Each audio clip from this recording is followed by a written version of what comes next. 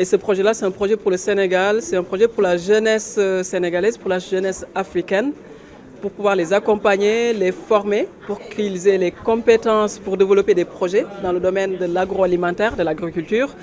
Les former, les accompagner aussi pour faire de l'entrepreneuriat. Parce qu'en fait, aujourd'hui, l'idée, c'est de dire que c'est très bien d'avoir son diplôme, d'être recruté dans une entreprise, mais c'est aussi très bien soi-même, d'avoir son projet et de le développer, aussi de créer des emplois soi-même en fait dans son pays, dans son contexte, dans sa région et plus particulièrement dans cette région de Thiès. Parce que Thiès, c'est aussi un poumon économique, on nous dit en deuxième puissance économique en fait du Sénégal, Thiès.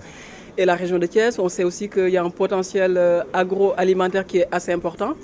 Et par conséquent, il est vraiment très important qu'on puisse former en fait les jeunes, les moins jeunes aussi, parce que le projet va aussi s'adresser en fait à des adultes qui vont pouvoir en fait participer en fait au financement grâce à ce qu'on appelle en fait la formation continue.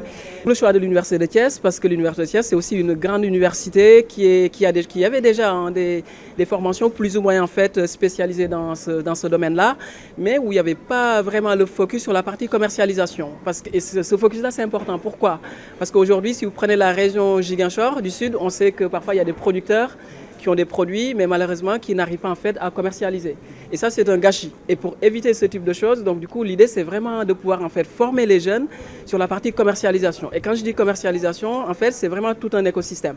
Ça part en fait vraiment de toute la réflexion que je fais sur avec qui en fait je vais pouvoir travailler pour vendre mes produits, les écouler. Je parle en termes de réflexion. Ça va être aussi toute la problématique sur le packaging. Comment faire en sorte que mon produit que je vends vis-à-vis en fait du client, que le client qui le voit, qu'il ait envie. Et pour ça, il faut que je travaille en fait mon packaging, l'emballage. Donc ça, c'est vraiment un élément important. Ça va être aussi comment je vais développer en fait en termes de communication, quelles sont mes techniques, mes stratégies de communication pour que les gens sachent que j'ai tel produit, j'ai telle marque. Ailleurs, il y a une autre façon de faire. Et cette façon de faire-là, elle marche. Quoi qu'on dise, elle marche. La grande distribution, ça marche. Le e-commerce, ça marche. Donc, il nous faut, nous aussi, revoir notre copie. On apprend des autres. Et c'est tout le but de ce projet. C'est-à-dire apprendre ce que les autres font, voir comment l'adapter à notre contexte.